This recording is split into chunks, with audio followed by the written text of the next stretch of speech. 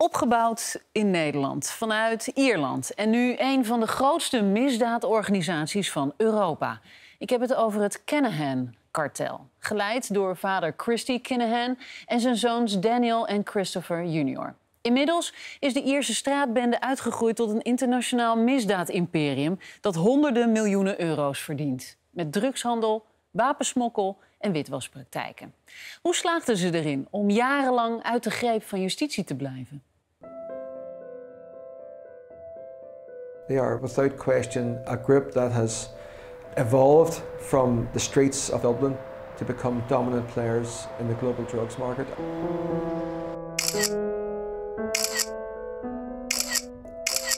In the world of organized crime, those who are the most vicious survive longer and stay on top. And the criminal organization in relation to the Kinahans were quite vicious and ruthless.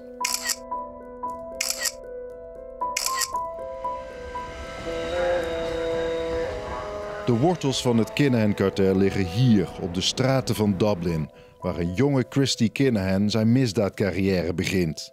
The beginning of the 80s, what type of criminal was he?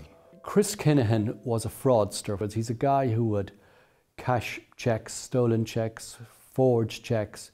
He was a very low level. He was a nobody. He was a low level criminal. Maar dat verandert in 1986 en Michael O'Sullivan maakt het van dichtbij mee. I was part of an undercover drugs unit, and we learned that Chris Kinahan was the central figure behind most of the drug distribution in Dublin. We carried out surveillance on an apartment block. We posed as electricians until we identified the apartment and identified Chris Kinahan, and we carried out a search. We got a very large quantity of heroin. I think it was the largest quantity of heroin seized certainly that year and for years to come.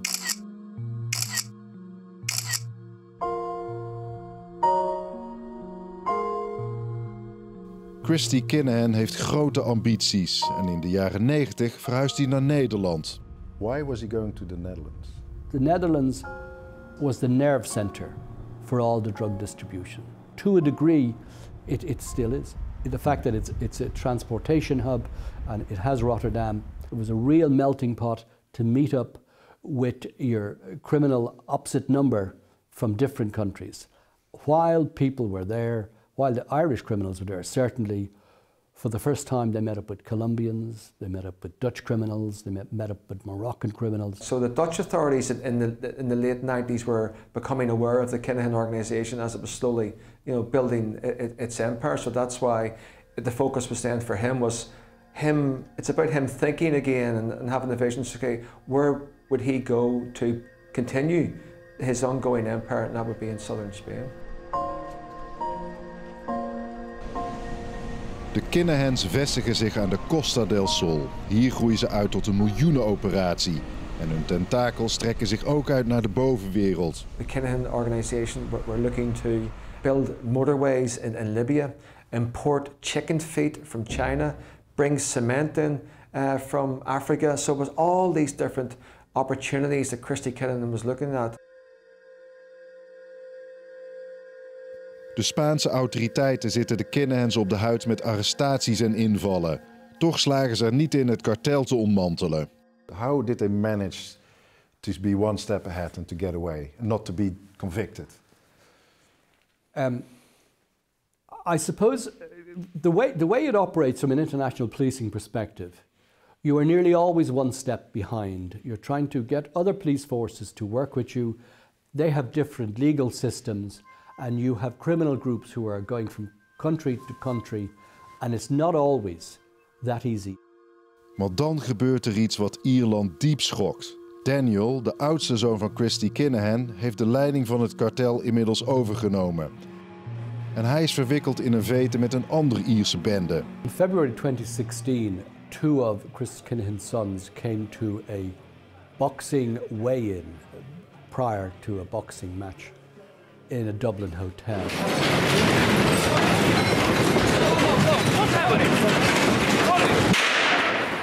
A number of armed men dressed as the armed support unit from the Irish police force, carrying Kalashnikovs, entered the hotel.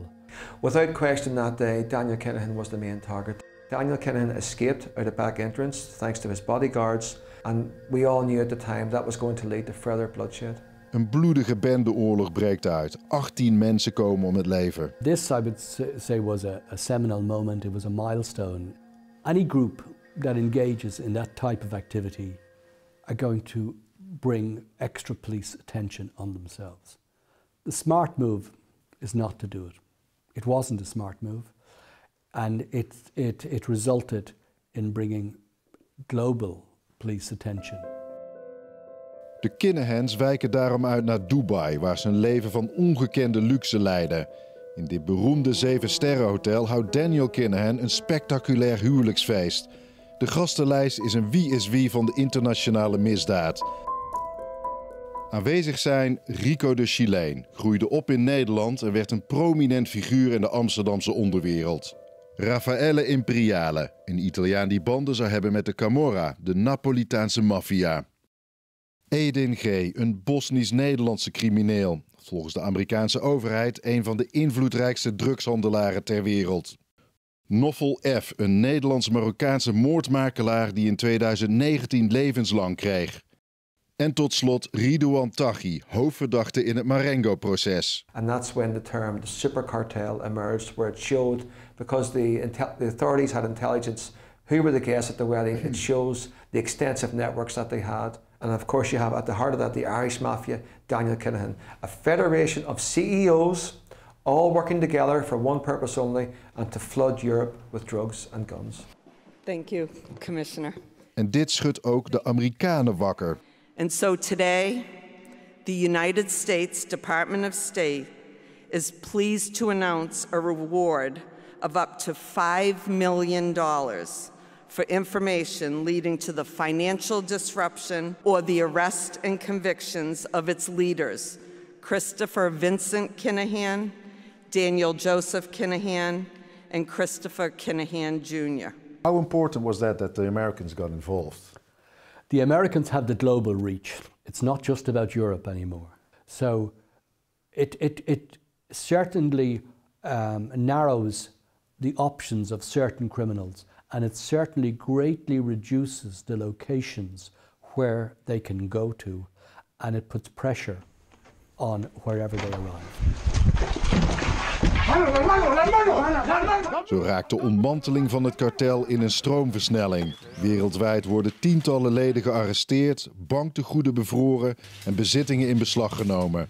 En ook het net rond de Kinahans in Dubai lijkt zich te sluiten. In recent weeks and indeed months, we have seen increased negotiations between the Department of Justice in Ireland and their counterparts in the UAE. We have seen the Dubai authorities, senior investigators coming to Ireland, and indeed in the next few weeks we will also have Irish investigators going back to Dubai. I think it could lead to the eventual deportation of Daniel Kinahan.